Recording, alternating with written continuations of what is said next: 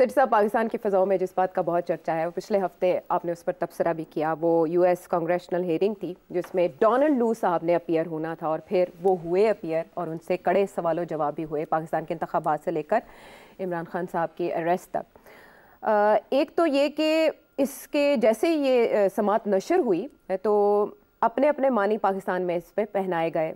हुकूमती मौक़िफ़ कुछ और इसको कह रहा था और दूसरी तरफ हम पीटीआई का मौक़िफ़ उससे मुख्तलिफ देखते हैं यकसर।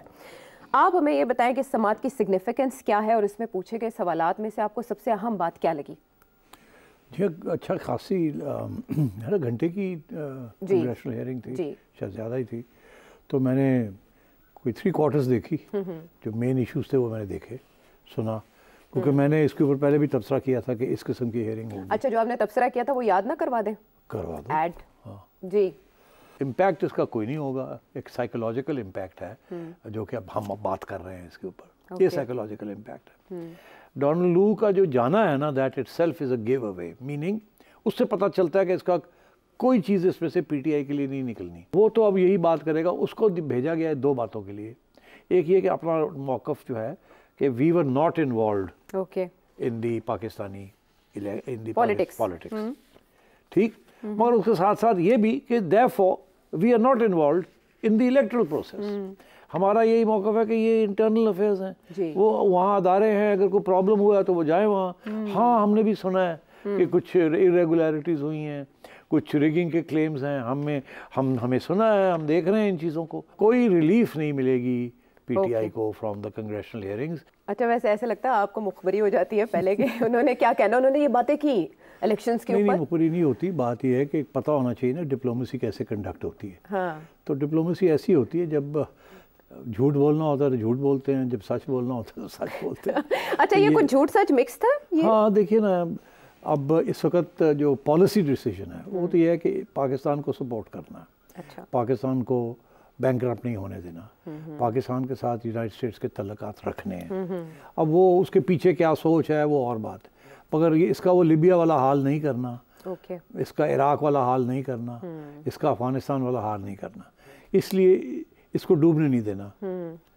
न्यूक्लियर पावर है ना आयशा, इस वजह से। अच्छा। न्यूक्लियर पावर है। यहाँ अगर गड़बड़ हो गई तो एक्सट्रीमिस्ट्स आ गए, यहाँ अफरा तफरी हो गई, कोलैप्स कर गई रियासत, तो ये जो न्यूक्लियर वेपन्स हैं और ये जो सारा कुछ है ये किसी और के हाथ में जा सकते हैं। तो फिर क्या जिम्मेदारी, किसकी जिम्मेदारी क्या होगी? तो अमेरिका कांट अफोर्ड कि पाकिस्तान सिंक कर जाए।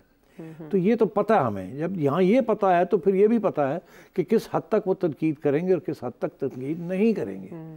तो इसलिए मैंने ये प्रेडिक्शन की थी कि इसमें से एक साइकोलॉजिकल सी चीज़ है कि पीटीआई को कामयाबी हासिल हुई, उन्होंने एक अच्छी पीआर कैंपेन चलाई, एक अच्छी लॉबिंग की, और एक ये कांग्रेशनल हियरिंग जो है इसको शेड्यूल करवा लिया। I think I give full marks to PTI कि यहाँ तक तो वो पहुँच गए। आज तक ये भी कोई पाकिस्तानी लॉबियस्ट यहाँ तक किसी बात को नहीं ला सके। मुशर्रफ का ज़माना भी गुजरा है और भी यहाँ डिक्टेटोरियल रजीम्स आई हैं, मगर पाकिस्तानी कम्यूनिटी इस तरीके के साथ मुतहद होके इतने तरीके के साथ उन्होंने एक लॉबी नहीं, अपना मुकदमा आलमी फोरम पर नहीं लड़ा। तो ये पहली दफ़ा हुआ, सो इट्स सिग्निफिकेंट। मगर क्या इससे कामयाबी, इसके अलावा भी कोई कामयाबी हुई है? नहीं। तहकीकात का मुतालबा आया है? नहीं, वो तहकीकात का मुतालबा तो बहुत से मुतालबे आए हैं ना, कि मगर वो एक कहते हैं जी कि जाके खान साहब को मिलें, जाके देख लें। कोई कहता है कि जी आप इलेक्शन कमीशन की ऐसी तैसी कर दें, कोई कुछ और कह रहा है। तो कुछ भी नहीं होना। उन्होंने जो 3 चीज़ें थी उनके लिए, और उसी ऑर्डर में उन्होंने बात की। सबसे पहले उन्होंने कहा कि पाकिस्तान इस वक्त दहशत गर्दी का वहाँ शिकार है। दहशत गर्दी सख्त हो रही है और वो बड़ी ख़तरनाक है, क्योंकि ये वही लोग हैं जिन्होंने हमें शिकस्त दी और जिन्होंने हमारे ख़िलाफ़ दहशत गर्दी की थी। अब पाकिस्तान की रियासत को भुगतना पड़ रहा है और ये तफनीशनाक सीरियस इशू। तो अमेरिकन परेशान है इस चीज़ पे, जितने हम परेशान हैं इतने वो परेशान है। तो आपको याद होगा एक वक्त था कि ख़बरें ये आनी शुरू हो गई थी कि जब तालिबान दंदना रहे थे स्वात में और फाटा में कि तालिबान अटक तक पहुंच जाएंगे, और यहाँ अमेरिका में ये डिस्कशन शुरू हो गई थी आशा कि अगर ये अटक तक पहुंच जाएंगे तो फिर ये पाकिस्तान का न्यूक्लियर प्रोग्राम का क्या होगा, वो तो फिर ख़तरे में आ जाएगा, ये तो फिर इस्लामाबाद पहुंच सकते हैं, पिंडी पहुंच सकते हैं। तो इस किस्म की वहाँ स्ट्रेटेजिक प्लानिंग होती है। राइट। तो देसी, अगर हम समझते हैं कि Taliban is a threat to Pakistan, तो अमेरिका भी ये समझता है कि it is a threat to Pakistan and by association to the international order. तो इसलिए मैंने ये पेशेंगोई की थी कि इससे ज़्यादा बात नहीं होगी। सबसे पहले उन्होंने कहा, डोनाल्ड लू ने, कि हमारे लिए सबसे अहम बात यह है कि वहाँ दहशतगर्दी हो रही है, तो इसकी तरफ तवज्जो देनी है।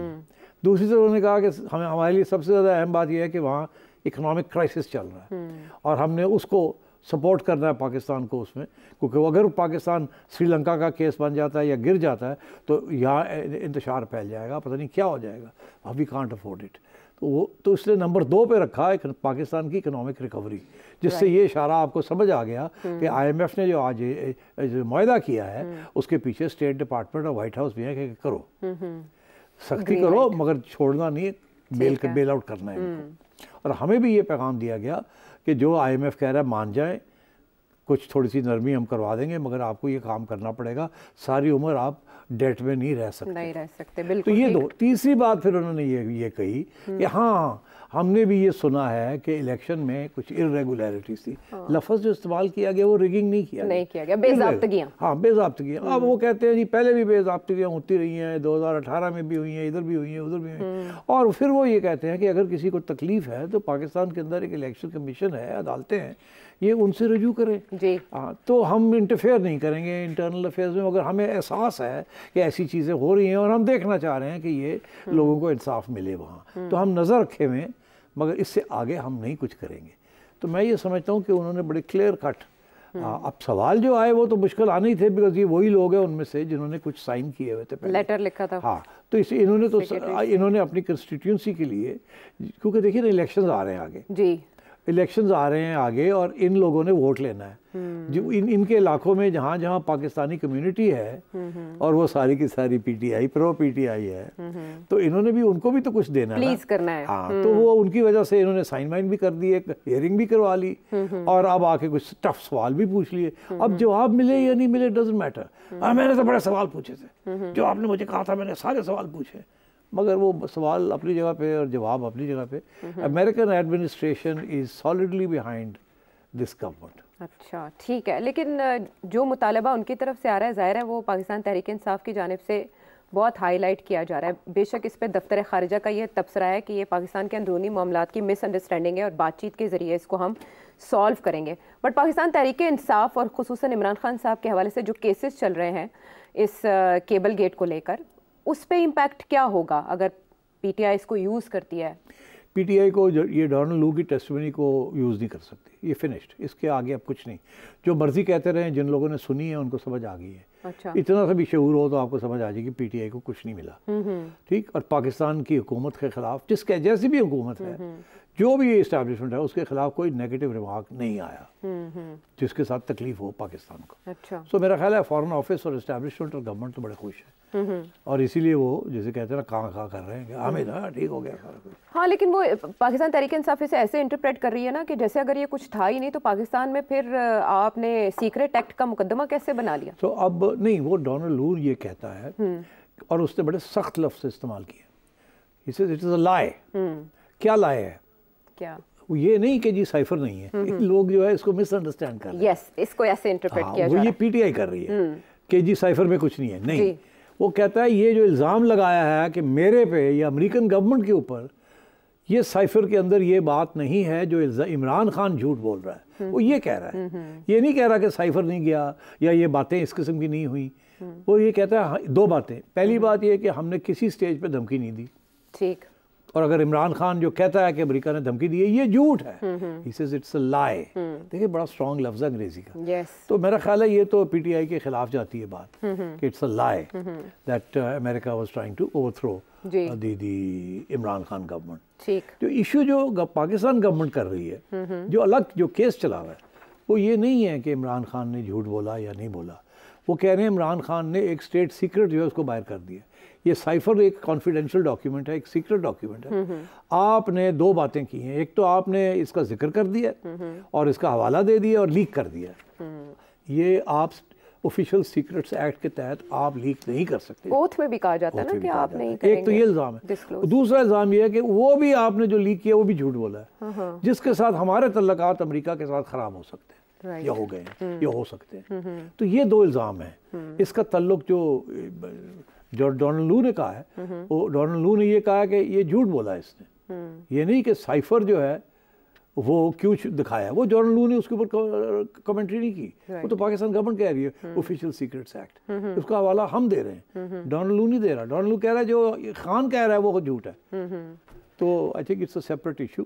अब जो बात यह है कि क्या साइफर केस के ऊपर क्या इसका कुछ असर पड़ेगा कि नहीं पड़ेगा, हाँ, तो ये आपका सवाल है। मेरा ख्याल है साइफर केस के ऊपर इसका कोई फर्क नहीं पड़ेगा, कोई इसके ऊपर इम्पैक्ट नहीं होगा। मगर जिस तरीके से साइफर केस कंडक्ट किया जा रहा है और जो एविडेंस है कि इसने डिलिबरेटली लीक की है कोई बात, या अमेरिका के साथ तल्लुकात ख़राब हो गए हैं, और जज हजरात ये कहेंगे ये इसका सबूत दें अमेरिका के साथ, तो कहा जा रहा है पहले। हाँ, तो जज हजरात जब ये कहेंगे कि जी खान साहब ने जो कुछ किया, ये सीक्रेट्स एक्ट को कैसे इन्होंने, अगर आप कहते हैं कि इन्होंने सबको दिखा दिया है तो सबूत दें, अगर आप कहते हैं कि अमेरिका के साथ तल्लुकात ख़राब कर दिए तो सबूत दें, डॉक्यूमेंट दिखाएं आपके, कुछ है ना आपके पास, बताएं तो सही। तो ये पाकिस्तान गवर्नमेंट जो है ये प्रूव करना मुश्किल हो जाएगा उनके लिए कि जी तल्लुकात ख़राब हो गए हैं, अब हमारे साथ कोई बात नहीं करता क्योंकि वो कॉन्फिडेंशियल बातें खान साहब ने रिलीज कर। ऑफिशियल सीक्रेट्स एक्ट वाला जो हिस्सा है वो स्ट्रॉन्ग है, मगर वहाँ भी ये बात आएगी कि क्या खान साहब ने क्या बात कही है जिसके साथ ऑफिशियल सीक्रेट्स एक्ट को वायलेट किया गया। ठीक, तो ये इश्यूज अदालतों में होंगे, बट नॉट डोनाल्ड लू एंड दिस टेस्टिमनी।